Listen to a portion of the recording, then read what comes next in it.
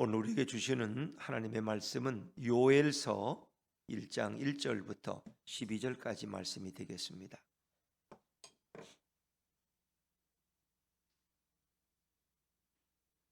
요엘서 1장 1절부터 12절까지 말씀입니다.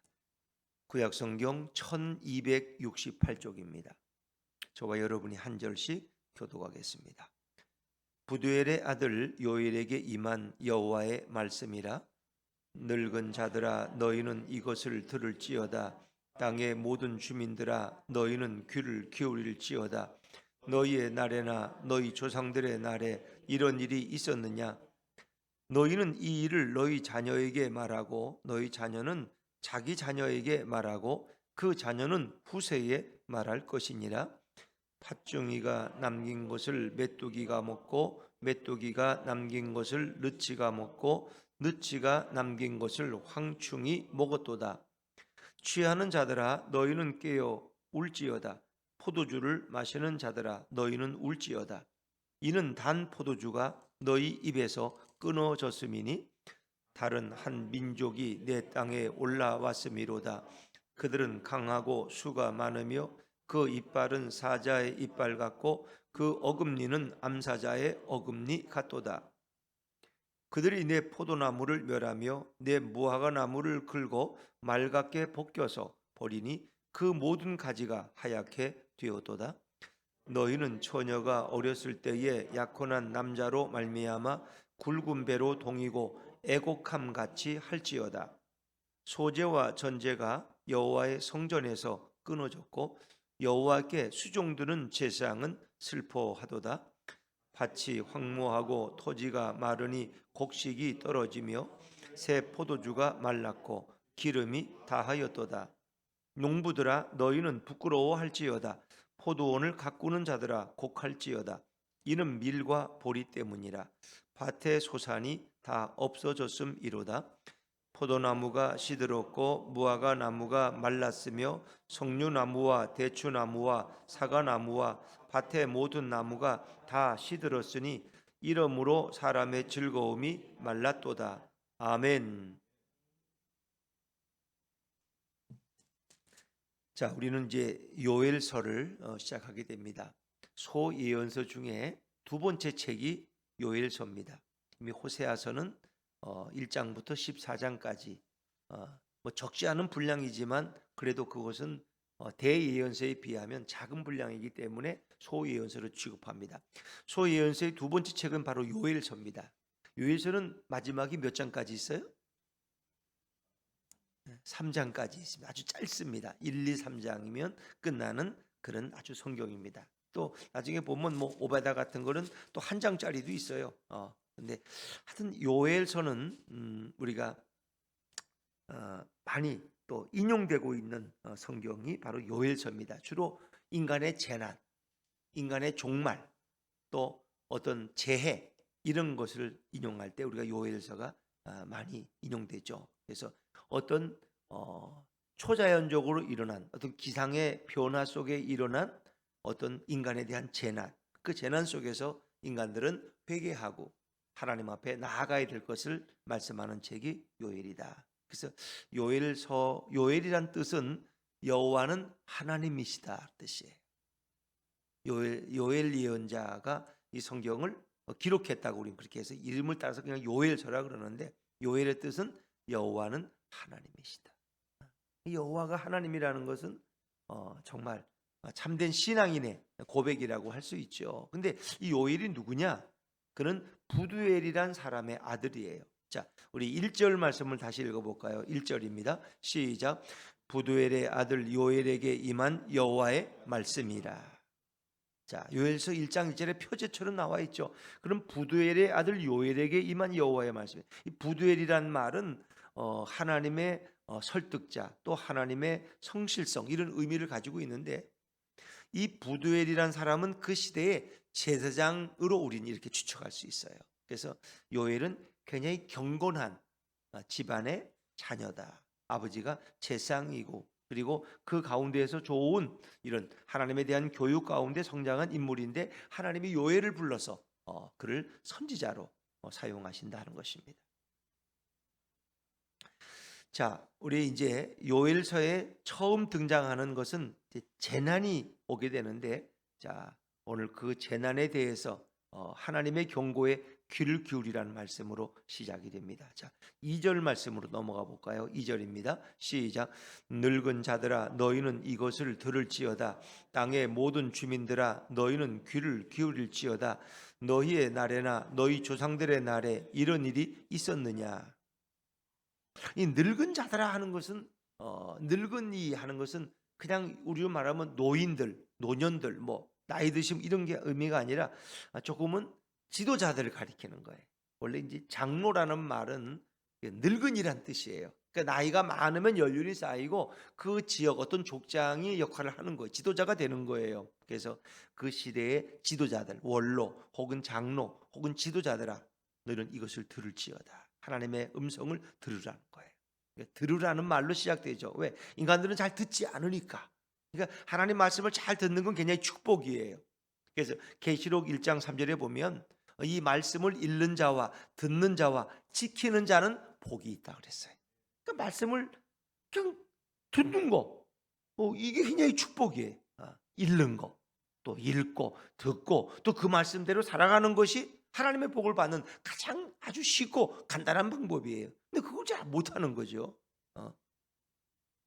하나님 말씀을 들으면 그냥 하나님 말씀으로 들리고 순종하고 깨닫고 회개하면 회개하면 되는 거예요.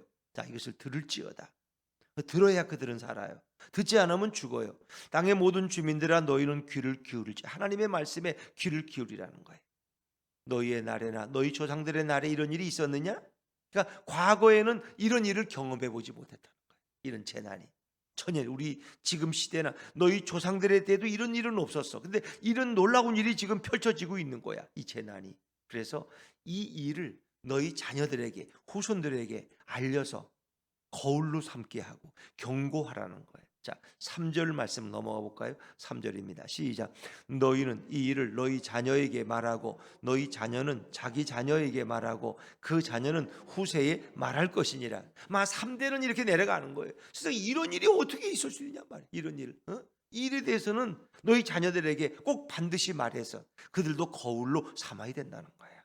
자, 그런데 이제 오늘 이 요엘서에 주제 같은 이제 이 내용이 소개되는데 이제 메뚜기에 대한 얘기예요. 자, 우리 4절 말씀을 읽어볼까요? 4절입니다. 시작. 팥종이가 남긴 것을 메뚜기가 먹고 메뚜기가 남긴 것을 느치가 먹고 느치가 남긴 것을 황충이 먹었도다. 네. 그러니까 메뚜기 재앙을 얘기하는 거예요. 메뚜기. 지금 이 이스라엘에 지금 메뚜기 재앙이 다가온 거예요, 여러분. 여러분은 메뚜기를 그냥 어릴 때 여러분은 메뚜기도 안 먹어봤겠다. 그렇죠? 먹어볼 수도 있고 저는 어릴 때 메뚜기를 많이 먹었죠. 어릴 때 다니면서 이렇게 메뚜기를 잡아서 병에다 집어넣어서 이 병 하나 채우면 집에 와서 그걸 어떻게 해요? 볶아서 기름에 튀겨서 이렇게 먹으면 아주 고소하고 맛있죠. 또 영양가도 많고 단백질을 그렇게 예전에 이제 그렇게 한 거죠. 개구리를 먹고 또 메뚜기를 먹고. 근데 지금 분들은 뭐 메뚜기 같이 먹지 못해. 왜? 그 다음에 농약을 치기 때문에 메뚜기를 먹지 말라고 이제 해서 안 먹긴 하는데. 자, 이 메뚜기의 종류가 한 70종류가 된다는 거 아세요? 그러니까 성경에 나오는 메뚜기만 해도 4종류예요, 4종류. 근데 종류가 조금씩 다르지만 뭐 큰 이름은 메뚜기예요. 근데 오늘 성경에도 그 메뚜기가 어떤 지역에서는 팥중이로 불러요. 팥중이. 그 모양에 따라서. 또 어떤 것은 느치가 먹는 느치. 그 느시라고 옛날 성경에 나오는데 느치라고. 또 어떤 것은 황충이라고 불러요. 그러니까 팥중이가 남긴 것을 메뚜기가 먹고 메뚜기가 남긴 것을 느치가 먹고 느치가 남겨서 황충이 다 먹으면 남는 게 있어요, 없어요? 없어요. 그래서 기억나는 게 펄복이란 여사가 중국에 와 살면서 그 쓴 책이 유명한 펄복의 대지라는 책이 있어요. 그 대지에 보면 한 가문을 중심으로 이렇게 이야기를 쳐나가는데 이제 거기 애환이 서려 있는데 그 메뚜기의 재난을 당하게 돼요. 그 이제 그런 기록이 있어요. 메뚜기 때가 오면은 한 4, 50km는 메뚜기가 꽉 찬 거예요. 하늘에 그냥 메뚜기밖에 없어. 그러니까 하늘에 햇빛이 깜깜해져. 메뚜기 때가 임하면 놀라운 거예요. 그런 경험을 그 이제 책에 기록하고 있는데 메뚜기 때가 지나가고 나면 남는 게 풀이라고는 없어. 풀이라고는 완전 깨끗하게 청소하고 나가. 이 놀라운 일이. 이게 메뚜기의 재앙이라는 건 역사 속에 수차례 있었어요. 지금도 그런 메뚜기 때 공격을 받을 때가 있어요. 그러니까 온 천지가 메뚜기 때야. 그러면 이 식물은 남는 게 하나도 없다. 특히 미국에서도 초기에 메뚜기 때 공격을 많이 받았다. 농작물에 메뚜기 때인데 메뚜기 때가 침입하면은 기차도 못 가는 기차도. 왜냐면 기차철로에 메뚜기 때가 이렇게 기차가 미끄러져 버리고만. 왜? 따져보면 바닥에다 메뚜기야 그냥. 그러니까 그걸 수조마리. 조라는 게 우리가 상상이 안 가지만 그러니까 한 40km, 50km가 완전히 하늘이 다 메뚜기로 가득 찼다는 상상이 됐어요. 그러니까 우리가 출애굽기에 나오는 10가지 재앙 가운데 메뚜기 재앙. 메뚜기 재앙이면 사람이 먹을 게 아무것도 없어. 메뚜기가 지나가면 끝이야 그냥. 인간. 이 심각한 거죠. 뭐 풀이고 뭐고 남는 게 없어요. 이걸 이제 이렇게 사절에 실감나게 표현하고 메뚜기의 종류가 많은데 그것들이 한번 지나가면 아무것도 없어요. 자, 그래서 메뚜기 때의 이 피해 가운데서 어떻게 해요? 포도주를 좋아하는 자들, 또 주전 8세기에는 이 포도주에 취한 자들이 많았어. 이제 이 포도주를 먹을 수가 없어. 왜? 메뚜기 때가 지나가면 포도 농산 끝이야. 그냥. 그래서 이 광경에서 너희는 깨어서 우르라는 거예요. 이게 회개하는 의미인데, 자 5절 말씀입니다. 5절입니다. 5절 시작. 취하는 자들아 너희는 깨어 울지어다. 포도주를 마시는 자들아 너희는 울지어다. 이는 단 포도주가 너희 입에서 끊어졌음이니. 그 포도주의 달콤한 맛, 그렇죠? 근데 이제 그것을 다시 맛볼 수가 없다는 거예요. 그리고 그들은 늘 술 취해 있어요. 포도주에 취해 있어요. 이제는 깨을 때가 되었다는 거예요. 그리고 우르라는 거예요. 우르라는 걸 회개하라는 거예요. 왜? 이 포도주, 이 메뚜기의 재앙이 왜 왔어요? 그들이 범죄했기 때문에, 하나님을 떠났기 때문에, 우상 숭배에 빠졌기 때문에 하나님이 이 재난을 보내신 거예요. 이거는. 그러니까 뭐 우리가 코로나라든가 또 우리가 유럽에서 패스트, 이런 쥐로 인한 이런 뭐 전염병 이래가지고 유럽 인구가 3분의 1이 죽었다. 이런 역사에 정말 상상도 못할 일들이 성경 속에서도 얼마든지 기록되어 있는 거죠. 이 메뚜기 재난이 실제 이스라엘이 지금 경험한 내용을 적고 있는 거죠. 그래서 너희들은 깨어서 울지어다. 지금은 깨어 있어야 된다. 그래서 우리가 잠자면 안 돼요. 영적으로 잠들면 안 돼. 깨어 있는 교회. 이렇게 성탄절 지내고 나면 참 이렇게 여러분들 피곤하기도 하고 왜냐하면 주일날 모이고 또 주일날 저녁에 또 전야 또 발표 예배로 모이고 또 아침에 성탄절 예배로 모이고 이거 참 바쁘죠. 또 여러분이 그냥 모이는 게 아니라 또 이렇게 교사들은 또 준비해서 발표도 해야 되고 남보다 더 이제 그런데 여러분 좀 오늘은 좀 쉬고 싶다 그런 생각이 들 수도 있어요. 근데 여러분이 깨어 있다는 건 참 너무 감사한 거예요. 만약에 교회에 기도하는 사람이 아무도 없어.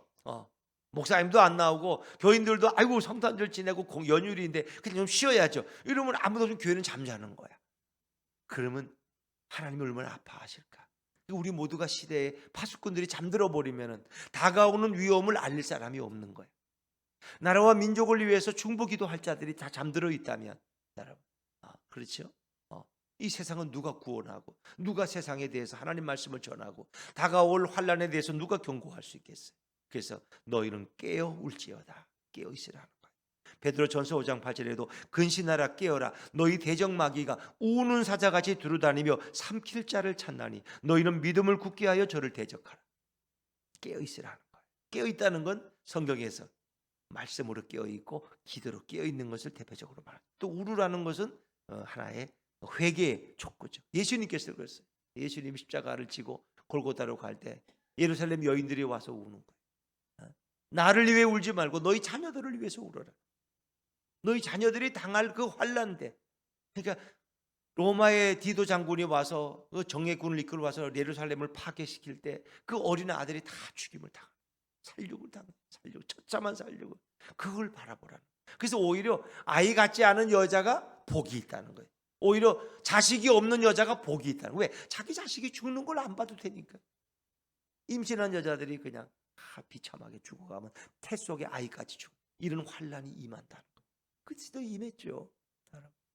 그래서 이 우르라는 것은 회개의 촉구예요. 지금은 회개하고 눈물을 흘리고 주님 앞에 나와야 될 때다 하는 것을 촉구하죠. 자, 우리 한 장 넘어가서 또 6절입니다. 6절. 이제 메뚜기 떼를 어떻게 성경에서 요엘은 설명하고 있는지 보세요. 자, 6절 말씀 시작.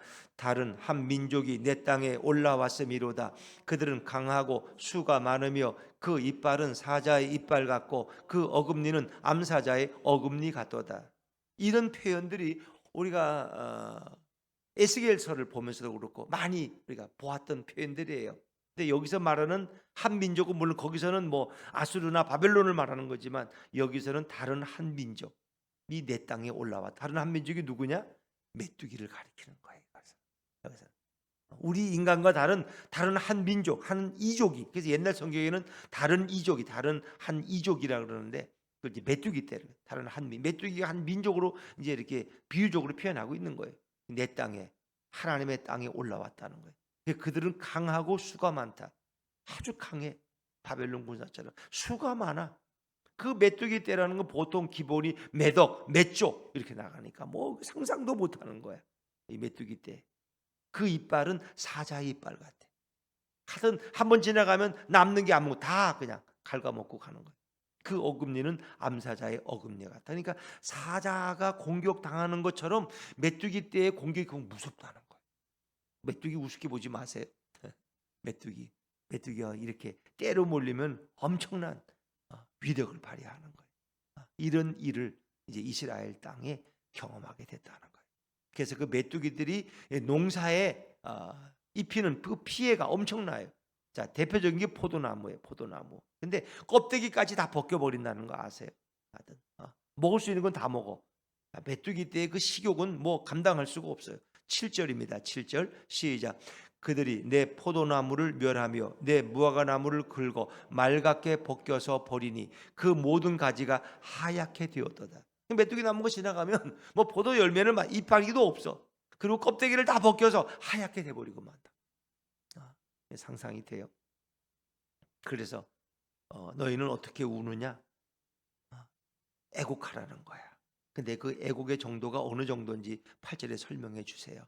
자, 8절입니다. 시작. 너희는 처녀가 어렸을 때에 약혼한 남자로 말미암아 굵은 배로 동이고 애곡함 같이 할지어다. 이것처럼 억울한 일이 없어. 그러니까 보통 유대인들은 약혼을 하잖아요. 우리가 이제 그 정혼이라고 옛날 성경에 나오는데 요셉과 마리아가 약혼했다 그래요. 마태복음 1장에 보면 약혼했어. 근데 아직 동거하기 전에 이제 마리아가 임신한 거야. 이제 그렇게 생각해 보세요. 근데 그 약혼이라는 것은 약속이지만 우리가 약혼과는 달라요. 그것은 결혼과 거의 똑같은 법적인 효력을 가지고 있어요. 약혼했어. 그리고 마리아가 임신이 되니까 이게 난리가 난 거야. 아니 아직 동거도 안 했는데 이게 이제 그러면 여자가 불륜, 외도한 걸로 봐서 그 율법에 의하면 돌에 맞아 죽어야 되는 아주 무서운 형에 처해져요. 자, 근데 오늘 이 여자가 애곡하는데 어느 정도로? 어렸을 때 서로 약혼했어. 그 남편과 아내와 똑같아. 아직 동거만 안 했어. 결혼식만 안 했어. 근데 그 약혼한 남자가 죽는다면 어떨까요? 아니 결혼도 못 해보고 얼굴 한번 보고는 남자가 죽어버리면 그 여자는 뭐가 되는 거예요? 과부가 되는 거야. 과부가 그냥. 이게 참 얼마나 비참하겠어. 자기 남자의 손도 한번 못 잡아보고 과부로 살아야 돼 평생. 근데 물론 재혼은 할 수 있어요. 그런 여자들에게. 그러나 그에게는 과부라는 그런 또 이름이 또 하나 그게 쓰이는 거죠. 약혼한 남자로 말미암아 약혼한 남자가 죽었을 때 굵은 배로 동이고 애곡함. 이 굵은 배라는 건 장례식에서 배로 남자가 죽으니까 과부가 되니까 배로 동이고 자기 남편의 죽음을 슬퍼하는 거야. 그 애곡이 어느 정도겠느냐 말이야. 아직 동거도 하기 전에 약혼한 남자가 죽으면 또 유족이 돼가지고 거 와서 배옷을 입고 밤새 애곡을 해야 되는데 그 처량함, 그 고통스러움이 어느 정도겠느냐. 그러니까 그렇게 애곡하라는 거야. 지금 이 메뚜기 재앙 가운데서 그만큼 너희들에게 아주 그냥 힘들고 어려운 재난이라고 하는 거죠. 자, 그 피해가 성전에까지 미치는데 어떻게 또 보세요. 9절입니다. 9절 시작. 소제와 전제가 여호와의 성전에서 끊어졌고 여호와께 수종들은 제사장은 슬퍼하도다. 그러니까 모든 곡식을 다 먹어치워 버리니까 하나님 앞에 나가서 성전에서 예배할 게 없어요. 소제라는 거는 이건 곡식으로 곡식을 빻아서 드리는 건데 이 모든 곡식을 다 먹고 갔으니까 없어. 전제 포도주를 부었는데 포도주가 어디 있어? 포도밭이 다 끝났는데 성전에서 끊어졌어. 이 소제와 전제는 조속의 예배예요. 조속. 우리가 새벽기도 아침에 드리는 거, 이게 바로 소제야. 저녁에 우리가 모여서 예배 드리고 기도하는 걸 전제라 그래. 아침과 저녁에 그들은 늘 예배 드렸는데 유대인들은 이 예배를 어느 정도로 중요하게 여기느냐 하면은 말이에요.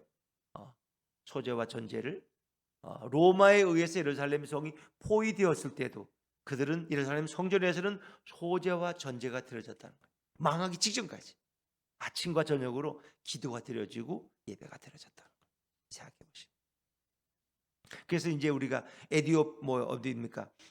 터키나 이런 데 가면은 그 이렇게 하루에 종이 3번 울리잖아. 그러면 그 사람들이 뭐 하다가도 훔쳐서 자기들 그 기도 시간으로 삼고 이렇게 하듯이 유대인들은 이렇게 시간을 두고 기도하는데 물론 하루 3번 기도했지만 예루살렘 성전에서는 아침과 저녁에 제사가 드려졌다. 근데 그것도 끊어졌어. 왜?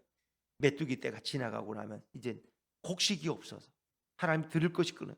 그러니까 제사장은 예배를 드릴 수가 없으니까 슬퍼하고 눈물 흘리는. 어떻게 이런 재난이 우리나라에 올 수 있느냐?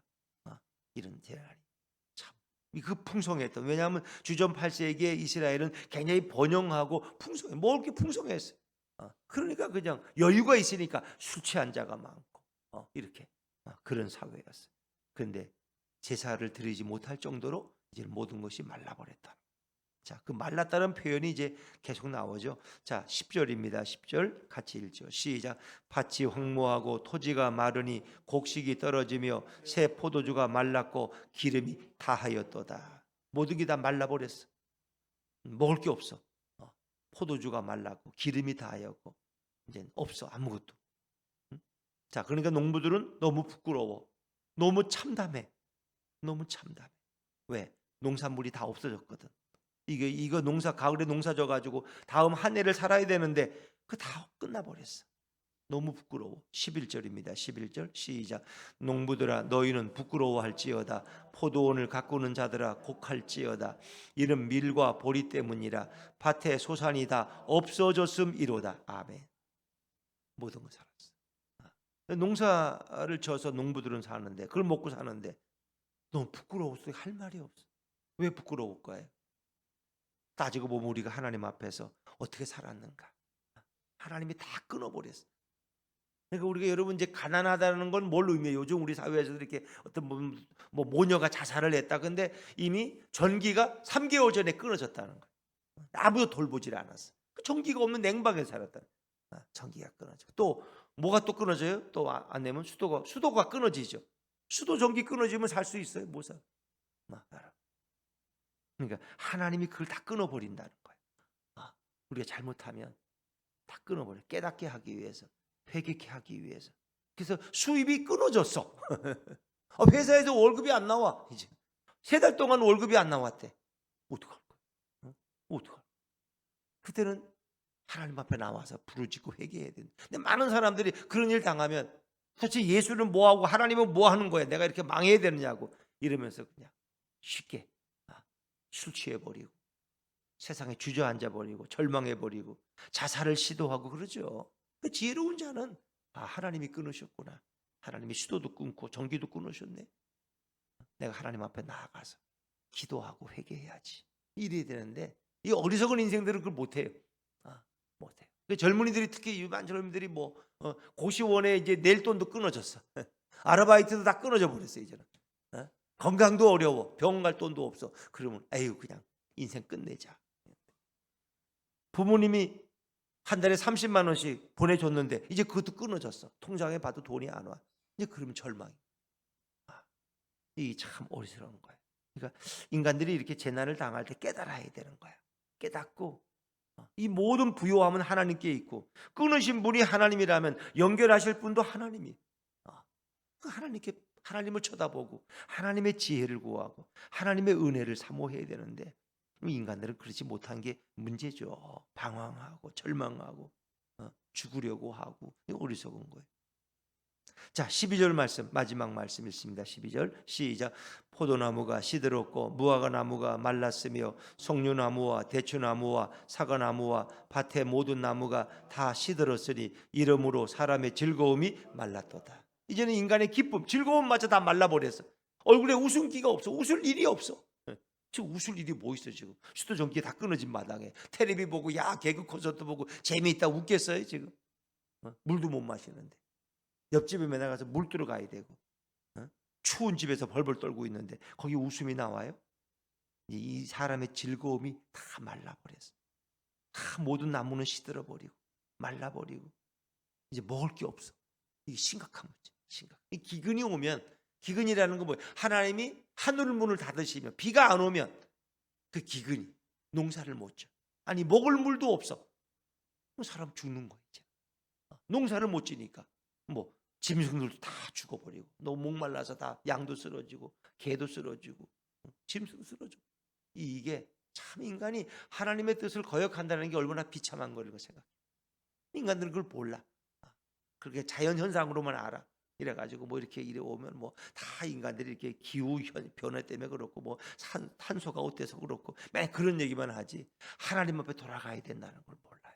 인간의 죄악이 중단돼야 되고 회개해야 되고 옷을 찢지 말고 가슴을 찢으면서 하나님 앞에 울부짖을 때가.